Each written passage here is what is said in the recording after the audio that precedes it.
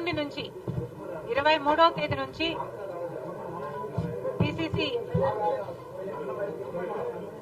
అధ్యక్షురాలిగా నేను 23 జిల్లాల పార్టీ కార్యకర్తలతో సమావేశం జరుగుతుంది. ఇది 9 రోజుల కార్యక్రమం. 23వ తేదీ నుంచి ఈ నెలంతా జనవరి 31 వరకు జరుగుతుంది. రోజుకు 3 జిల్లాలు చొప్పున ప్రతి జిల్లాకి వచ్చి ఆ జిల్లా కాడర్తో నాయకులతో మాట్లాడడం జరుగుతుంది. జాయినింగ్స్ చేసుకోవడం జరుగుతుంది. ఎలక్షన్స్ కి ప్రిపేర్ చేయడం జరుగుతుంది. అనౌన్స్మెంట్ నంబర్ 2,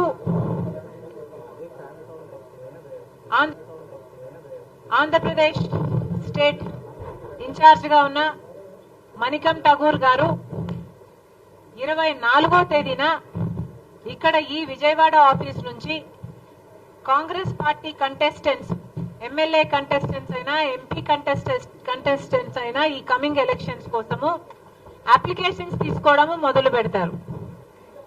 ఫస్ట్ రోజు ఆయన ఉంటారు, ఇన్ఛార్జ్ గారు ఉంటారు. ఫస్ట్ కొన్ని అప్లికేషన్లు ఆయనే తీసుకోవడం జరుగుతుంది. So Congress party is officially opening the window for receiving applications for MLA and MP contestants in the 2024 elections. Thank you.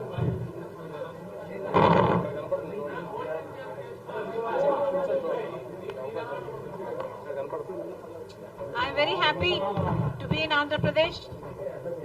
Andhra Pradesh బాధ్యతలు నాకు అప్పగించడానికి కాంగ్రెస్ పార్టీ నా మీద ఎంతో నమ్మకం ఉంచింది.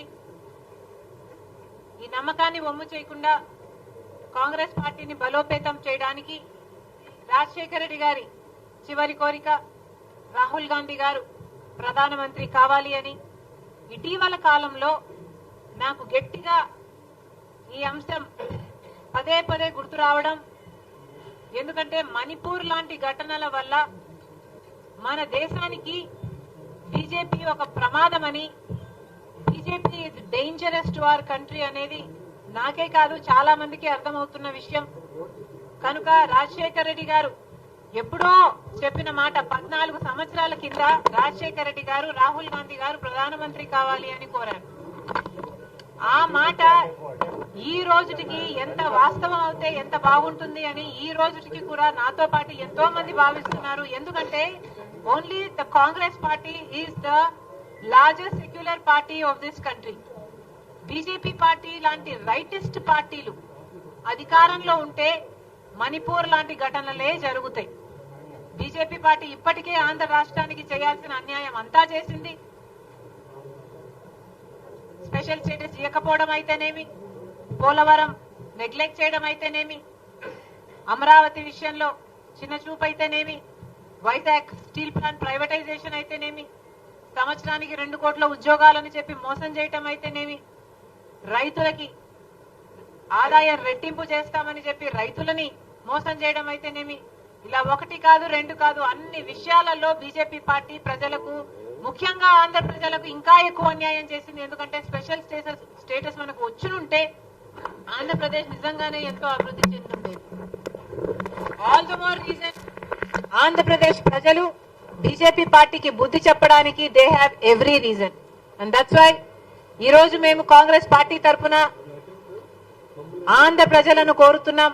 ఇప్పుడు ఉన్న అధికారంలో ఉన్న వైసీపీ పార్టీ అయితేనేమి, వైసీపీ అయితేనేమి, ప్రతిపక్షంలో ఉన్న తెలుగుదేశం అయితేనేమి, ఈ 2 పార్టీలు పేరుకు మాత్రమే వేరే పార్టీలు తప్ప నిజానికి బీజేపీ పార్టీకే తొత్తులు.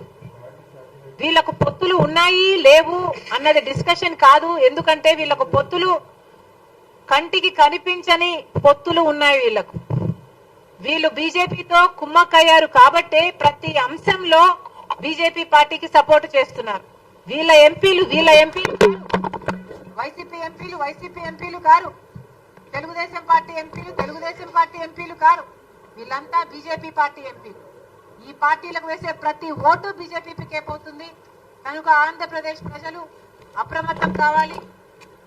కాంగ్రెస్ పార్టీ తరపు నుంచి మేము చెప్తున్నాం, రాహుల్ గాంధీ గారు ప్రధానమంత్రి అయిన రోజున మొట్టమొదటి సంతకం ఆంధ్రప్రదేశ్ స్పెషల్ స్టేటస్ ఫైల్ మీదనే పెడతానని మాటిచ్చారు. దయచేసి మళ్లీ బీజేపీ ట్రాప్ లో పడకండి. ఈ వైసీపీ అయినా తెలుగుదేశం పార్టీ అయినా వీళ్ళు ట్రాప్ లో అసలే పడొద్దు. ఎందుకంటే వీళ్ళు ప్రజలకు స్వలాభం కోసం ప్రజల ప్రయోజనాలని తాకట్టు పెట్టారు. గత 5 సంవత్సరాలలో ఒక్క విషయంలో కూడా వైసీపీ ఎంపీలు గాని తెలుగుదేశం పార్టీ ఎంపీలు గాని బీజేపీని వ్యతిరేకించింది లేదు. ఎందుకు అని అడుగుతున్నాం. ఆఖరికి మణిపూర్ ఘటనలో కూడా బీజేపీ పార్టీని వ్యతిరేకించలేదు అంటే వీళ్ళకు మాటికి బీజేపీ పార్టీతో పొత్తులున్నాయి. ప్రత్యక్షంగానో పరోక్షంగానో ఏదో రకంగానో బీజేపీ పార్టీ కోసమే ఈ 2 పార్టీలు పనిచేస్తున్నాయి. కాబట్టి ఆంధ్ర రాష్ట్ర ప్రజలు అప్రమత్తంగా ఉండాలి.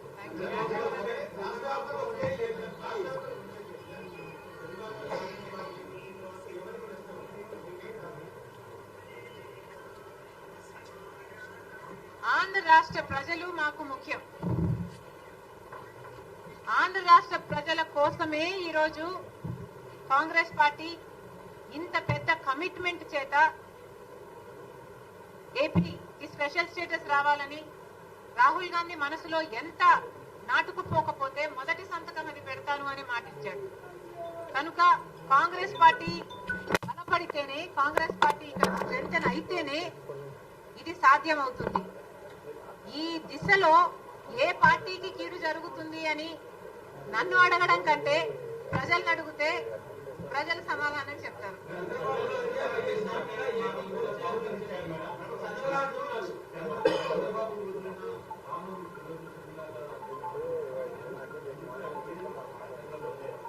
జగన్ వదిలిన బాణంగా మీ చెప్పుకోవడం మీకు అభ్యంతరం లేదు, కానీ ఇంకొకరు వదిలితే బాణం మీకు బాధ అయిందా? నేను ఎవరు వదిలిన బాణం కాదు. I'm an individual. Just because I'm a women, don't talk cheaply about me. A woman is capable of deciding for herself. I have made a conscious choice to work for the Congress party because Rajshekar Reddy gari final dream was to make Rahul Gandhi the Prime Minister. అసలు నిజానికి రాహుల్ గాంధీ ప్రధానమంత్రి కావాలి అని మొట్టమొదట ఆలోచన చేసి కోరిందే రాజశేఖర్ రెడ్డి గారు.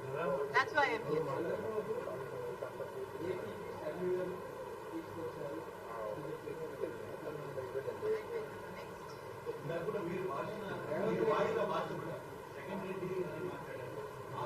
జగన్ రెడ్డి గారు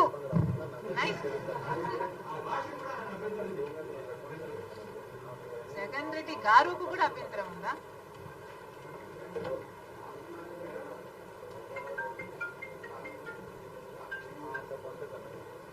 అక్కడ ఒక నియంతను దింపింది రాజశేఖర్ రెడ్డి బిడ్డ. తెలంగాణ రాష్ట్రంలో ఒక నియంతను గద్దె దింపింది రాజశేఖర్ రెడ్డి బిడ్డ. ఈ రోజు రాజశేఖర్ రెడ్డి బిడ్డ తెలంగాణలో పాదయాత్ర చేసింది కాబట్టి, ప్రతి నియోజకవర్గంలో తిరిగింది కాబట్టి, ప్రతి నియోజకవర్గంలో ప్రజా వ్యతిరేక తీరుని ఎండగట్టింది కాబట్టి, అక్కడ అంత యాంటీ ఇన్కంపెన్సీ క్రియేట్ అయింది కాబట్టి ఈ రోజు ప్రజలు కాంగ్రెస్ వైపు చూశారు. ఆ బలం నాకు లేకపోయినా ఇంకొకరికైనా ఉంది అని పెద్ద మనసు చేసుకుని నేను చేసిన త్యాగం వల్ల ఈ రోజు ఒక నియంత అధికారంలో లేడు.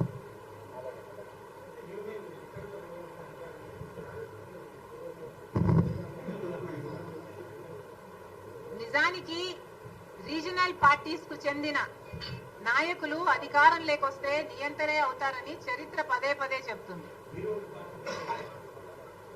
అందుకనే నేను నా పార్టీ కోసం ఆలోచన చెయ్యకుండా, నా పార్టీకి చెడు జరుగుతుంది అని తెలిసి కూడా, సూసైడ్ అని తెలిసి కూడా, అంత పెద్ద త్యాగానికి అంత కష్టపడి కూడా నేను పోటీ చేయకుండా త్యాగం చేసిన దాన్ని నేను నా పార్టీ గురించి ఆలోచన చేస్తుంటే ఈ రోజు నేను ఇంకో పార్టీలో విలీనం చేసే దాన్ని కాదు.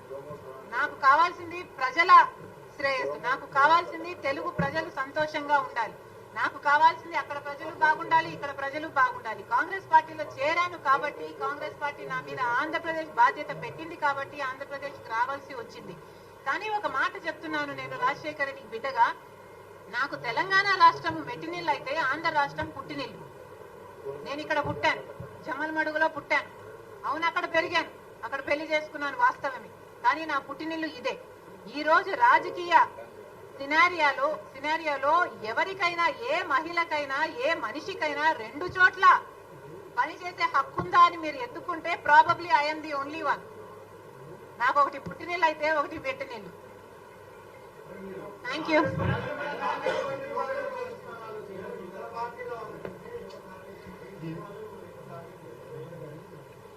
ఎవరికి ఎక్కువ భయం ఉంటే వాళ్ళు ఎక్కువ టార్గెట్ చేస్తారు. ఇందులో విచిత్రం ఏముంది?